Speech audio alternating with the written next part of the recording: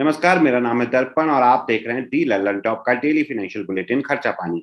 आज हम कुल 3 या 4 खबरों पे जैसा समय हमें इजाजत देगा बात करेंगे और बात करने के लिए हमारे साथ हैं डीयू के असिस्टेंट प्रोफेसर नरेंद्र ठाकुर जी। नमस्कार नरेंद्र सर, कैसे हैं आप? नमस्कार दर्पण, मैं अच्छा हूँ। आप सुनाएं, कैसे हैं?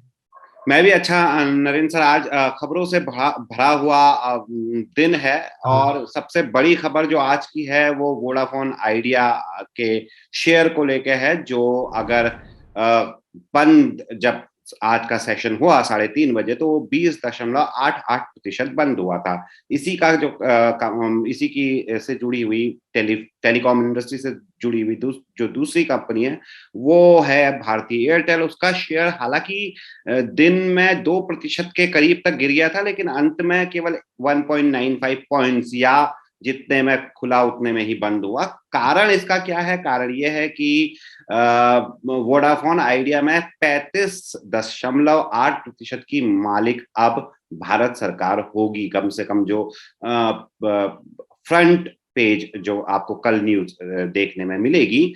और ये क्यों होगी? क्योंकि एजीआर वगैरह को लेके वोडाफोन काफी दिनों से टेंशन में थी। काफी कर्ज चढ़ा हुआ था, उसी कर्ज को इक्विटी में यानी कि शेयर्स में बदलेगी सरकार। क्या पूरी खबर है और इसका क्या इम्पैक्ट पड़ने वाला है टेलीकॉम, पहले तो वोडाफोन आइडिया में और उसके बाद टेलीकॉम इंडस्ट्री में? नरेंद्र जी। बिल्कुल दर्पण, ये बहुत आज खबर आई है और ये बिल्कुल 20% से ज्यादा जो है डाउनफॉल है वोडाफोन के शेयर का। और उसमें खबर वही है जो आप बता रहे हैं कि जो अब जो है डिपार्टमेंट ऑफ टेलीकम्युनिकेशन और गवर्नमेंट ऑफ इंडिया जो है लार्जेस्ट शेयर होल्डर हो जाएगा इस कंपनी में। वो 36% होगा। और उसके अलावा वोडाफोन ग्रुप का जो है वो 29% रहेगा। और आदित्य बिरला ग्रुप का जो है वो 18% रहेगा। और उसका कारण आप बिल्कुल ठीक बोल रहे हैं कि एक लेवल पे बेसिकली जो स्पेक्ट्रम है और जो बेसिकली एडजस्टेड जो ग्रॉस रेवेन्यू है उसमें उसका जो एक तरह से ड्यू है या आउटस्टैंडिंग है इस कंपनी का गवर्नमेंट ऑफ इंडिया के लिए। तो उसी में हम देख रहे थे कि ऑलरेडी वोडाफोन आइडिया जो है वो 2 लाख करोड़ रुपया उनके पास ऑलरेडी डेट है। और उसमें से 58,000 करोड़ जो है आउटस्टैंडिंग जो है वो डिपार्टमेंट ऑफ टेलीकम्युनिकेशन इंडिया के लिए है, मतलब इंडियन गवर्नमेंट के लिए है। तो उसमें ये बोला ही गया है कि ये कंपनी जो है जो इंटरेस्ट है इस पे, वो इंटरेस्ट जो है वो इस रूप में कर सकती है, पे कर सकती है कि आप जो है शेयर्स जो हैं वो गवर्नमेंट ऑफ इंडिया को दे दें। तो उसी खबर के कारण से दर्पण ये हुआ है उस खबर के आने से कि वो डाउनफॉल दिख रहा है इनके शेयर में। और इसलिए ये कहा गया है कि जो 58,000 करोड़ जो आउटस्टैंडिंग अमाउंट है उसमें से ये कह रहे हैं कि जो इंटरेस्ट अमाउंट है जो 16,000 जो है वो करोड़ रुपया जो है वो इस टाइम जो है वो इंटरेस्ट के रूप में पे करना पड़ेगा। वो अमाउंट जो है वो हो गया। तो जाहिर सी बात है कि वो खबर जो है जो इन्वेस्टर्स हैं वीआई के या वोडाफोन आइडिया के, उनके लिए अच्छी खबर नहीं है। इस कारण से डाउनफॉल दिख रहा है। हालांकि अगर सरकार लेती है तो एक जो सोवरिंग एश्योरेंस जिसे कहा जा सकता है, क्या उसके वजह से कुछ लोग उम्मीद ये कर रहे हैं कि बढ़ भी सकते हैं शेयर या ये सब कुछ भी कर सकते हैं? हालांकि हम उस बारे में प्रिडिक्ट तो कर ही नहीं सकते हैं, लेकिन शेयरों की बात ना करें तो क्या वोडाफोन आइडिया के का जो भविष्य है वो उजला लगने की संभावना है या क्या है? अभी अभी आपको क्या लगता है आगे क्या होगा? मुझे ऐसा ही लग रहा है कि जब 2 लाख करोड़ रुपए जो है उनका लोन ही है, डेट ही है, और यदि गवर्नमेंट जो है एक तरह से इतना शेयर जो है लार्जेस्ट शेयर हो जाएगा, तो जाहिर सी बात है कि क्रिटिकल तो है वीआई के लिए, वोडाफोन आइडिया कंपनी के लिए। तो क्रिटिकल है, देखने की जरूरत है। और उसको आगे लिंक करने की जरूरत भी है क्योंकि वो लिंकेज ऐसे भी बनेगी दर्पण की। आप देखिए एयरटेल का भी आउटस्टैंडिंग है 1 ट्रिलियन रुपीज जो है। जी। तो वो भी मतलब 1 लाख करोड़ रुपए जो है वो भी आउटस्टैंडिंग है गवर्नमेंट ऑफ इंडिया के। तो ये स्पेक्ट्रम का भी है और जो एडजस्टेड ग्रॉस रेवेन्यू है उसका अमाउंट भी है। तो टेलीकॉम कम्युनिकेशन का ये इश्यूज हैं। और साथ में एक लिंकेज ये भी है इसकी कि जो जियो है उसकी मोनोपोली होने के कारण से, खासकर पिछले 4-5 सालों में, तो वो कहीं ना कहीं इनका रेवेन्यू तो कम हुआ है। चाहे वो जो आप रेफरेंस दे रहे हैं एयरटेल का या फिर वीआई का, वोडाफोन आइडिया का। तो क्रिटिकल फेज है दोनों कंपनी के लिए। देखते हैं आने वाले दिनों में क्या होगा इस पॉइंट पे। जी बिल्कुल, क्रिटिकल फेज है दोनों ही कंपनियों के लिए, ऑल टुगेदर अगर कहा जाए तो टेलीकॉम इंडस्ट्री के लिए भी। नलिन जी, हमारे पास समय कम है और हम चाहते हैं कि हम चारों खबरों को कवर कर सकें, तो फटाफट मैं आपसे एक दूसरे लेख पे जाना चाहूंगा, उसके बारे में बात करना चाहूंगा। द इंडियन एक्सप्रेस पे सी रंगराजन, जाने माने सभी लोग जानते होंगे हमारे जितने भी आर्थिक जो खर्चा पानी देखते हैं, और जेके सातिया ने लेख लिखा है NHFS 5 के बारे में, national health family national family health survey के बारे में ये लेख है।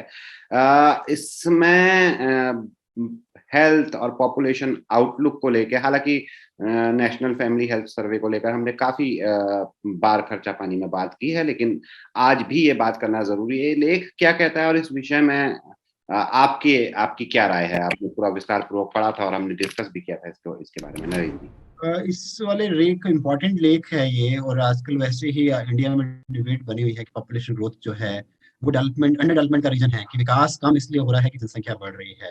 हम्म, लेकिन नेशनल फैमिली हेल्थ सर्वे तो ये बोल रहा है कि पॉपुलेशन ग्रोथ कम हुई है और वो 1.3% है, नियर टू 1% है। हम्म, तो इसलिए हम पहले भी बात करते रहे हैं, लेकिन ये प्रोमिनेंट बातें, 4 बातें कही गई है इस लेख में, और वो मुझे लगता है दर्शकों से शेयर करना इम्पोर्टेंट है। पहली बात तो ये कही गई है इसमें कि जो बिहार और उत्तर प्रदेश में फैमिली प्लानिंग को देखने की जरूरत है, और उसमें मैटरनल और चाइल्ड जो हेल्थ प्रोग्राम्स हैं उनकी हम्म, लाइफ्स के, मतलब माँ के और बच्चे की जिंदगी या उनकी स्वास्थ्य के बारे में उस पे काम करने की जरूरत है, और उनके इस तरह से विमेन की जो स्टेटस है, जो एम्पावरमेंट, वो करना बहुत जरूरी है, खासकर बिहार और यूपी में। हम्म, और क्योंकि उसका रेफरेंस ये दिया जा रहा है, इसलिए आजकल यूपी में इलेक्शन भी आने वाले हैं, और इसलिए ये पॉइंट और परमानेंट हो जाता है कि हम्म, जो जो टोटल फर्टिलिटी रेट है, मतलब जो रिप्रोडक्टिव एज होती है महिला की, उसमें जो फर्टिलिटी रेट है वो बिहार में 3.6 है। मतलब ऑन एन एवरेज एक महिला के पास लगभग 3.6, मतलब 4 बच्चे हैं। और यदि यूपी के बारे में बात करें तो कम है, मतलब वो 2.5 है, हम्म, 2.5 है। तो उसका कारण वो ये कह रहे हैं एक लेवल पे कि वहाँ पे एजुकेशन यूपी में रिलेटिवली बिहार के मुकाबले बेटर है, हम्म, और उसका इम्पैक्ट जो है वो दिख रहा है टोटल फर्टिलिटी रेट में यूपी कम होने के, प्रोवाइडेड इसके कि 1.3 इंडिया का है तो यूपी का तो 2.5 जब भी ज्यादा है, लेकिन बिहार के मुकाबले कम है। तो हम्म, पहला प्रोमिनेंट पॉइंट तो यही है जो बहुत इम्पोर्टेंट है समझना इसको। हम्म, दूसरा पॉइंट ये कह रहे हैं कि जो सेक्स रेशो में वो जो है वो कमी आ रही है, खासकर हिमाचल में, केरला में, झारखंड में। तो उस तरह के स्टेट्स में, जो कि जैसे हिमाचल और केरला तो ह्यूमन डेवलपमेंट इंडेक्स हाई है, लेकिन यदि सेक्स रेशो कम हो रही है तो खासकर 900 से कम है, ये आर्टिकल में लिखा गया है, तो वो अच्छी बात नहीं है। मतलब मुझे लगता है कि एक लेवल पे जेंडर इक्वालिटी वाला चैलेंज जो है वो बना हुआ है स्टेट्स में। जी, तीसरी चीज वो ये कह रहे हैं कि जो बच्चों की जो खाने का जो प्रोग्राम है, जो चाइल्ड न्यूट्रिशन है, उनकी जो क्वालिटी ऑफ फूड है, उसको देखने की जरूरत है कम्युनिटी लेवल पे। वो बहुत बड़ी सीरियस प्रॉब्लम है। इस कारण से मैं स्टंटेड पॉपुलेशन, जो बच्चों का या जो जो हाइट है वो कम हो रही है, जैसे हिमाचल का इसमें रेफरेंस आ रहा है, वो प्रोमिनेंट है। मतलब क्वालिटी ऑफ फूड जो है, खासकर जैसे मिड डे मील की बात हम कर सकते हैं कि quality of mid day meal को जो है अच्छा इम्प्रूव करने की जरूरत है स्कूल हम्म, लेवल पे, जिससे कि क्वालिटी ऑफ हेल्थ जो है इम्प्रूव करे बच्चों की। और जो हम्म, लास्ट पॉइंट जो मतलब एक तरह से मॉडर्न सोसाइटी के जो है क्रिटिकल पॉइंट है, वो ये है कि जो मोटापा है और जो तंबाकू का सेवन है वो हम्म, काफी इंक्रीज किया है। हम्म, मतलब इसमें ये कहा गया है कि 25% ऐसी महिला पुरुष हैं जो मोटापे की बीमारी को झेल रहे हैं हम्म, भारतीय भारत में, भारतीय अर्थव्यवस्था में या समाज में। तो हम्म, 25% बहुत बड़ा नंबर है इस नेशनल फैमिली हेल्थ सर्वे के अकॉर्डिंग। हम्म, और दूसरा जो उससे भी प्रोमिनेंट है कि टोबाको का यूज जो है वो अराउंड 30% है, जो मर्द हैं वो तंबाकू का सेवन जो है वो 30% जो है पुरुष जो है वो भारतीय जनसंख्या में कर रहे हैं। तो हम्म, वो भी क्रिटिकल पॉइंट है। मतलब फोर्थ पॉइंट उनको भी देखने की जरूरत है, जिससे जो वो कहने की कोशिश कर रहे हैं कि जो पब्लिक हेल्थ की जो रिस्क हैं मोटापेपन के कारण से और जो तंबाकू के सेवन के कारण से, उसको भी गवर्नमेंट को देखना होगा। बिल्कुल, ये पॉइंट्स हैं। जी, और ये इसको लेने का उद्देश्य यही था नरेंद्र जी, जैसा कि आपने भी कहा था, क्योंकि सी रंगराजन जिनकी हमने बात की, जिनके बारे में लगभग सभी लोग जानते होंगे, अगर उन्होंने नोट भी एक बार पकड़ा होगा तो जानते होंगे कि आरबीआई के गवर्नर भी रह चुके हैं, राज्यसभा के मेंबर रह चुके हैं, 12वीं 12th फाइनेंस कमीशन के चेयरमैन रह चुके हैं। तो इस लेख को हम अपने डिस्क्रिप्शन में भी शेयर कर देंगे, ताकि अगर दर्शक हमारे पढ़ना चाहें तो गो थ्रू इससे कर सकते हैं। तीसरी खबर अमेरिका से आ रही है, और अमेरिका से आ रही है इतनी ही नहीं है, अमेरिका से आते हुए भारत को प्रभावित कर रही है। हमने कुछ दिनों पहले बॉन्ड यील्ड की बात की थी, भारत के बॉन्ड यील्ड की बात की थी, 10 ईयर वाले, जो 10 ईयर्स वाले बॉन्ड यील्ड की बात की थी, और आपने समझाया भी था कि किस तरह से वो एक बेंचमार्क होता है ब्याज का, या रेपो रेट के साथ कैसे वो कोलेबरेट होके करता है ये सारी चीजें। तो अब अभी जो है भारत की बात करें तो रेपो रेट हो चुका है 6.59। जब हमने पिछली बार डिस्कस किया था तो मेरा ख्याल है तब 6.51 थी, और तभी हम लोग उस पर चिंता व्यक्त कर रहे थे। और ये 6.59 होने का कारण जो लगता है वो अमेरिका से आ रहा है, जहां पे जो ट्रेजरी यील्ड है वो 2 साल के महत्तम में पहुंच चुका है, 1.808% पे।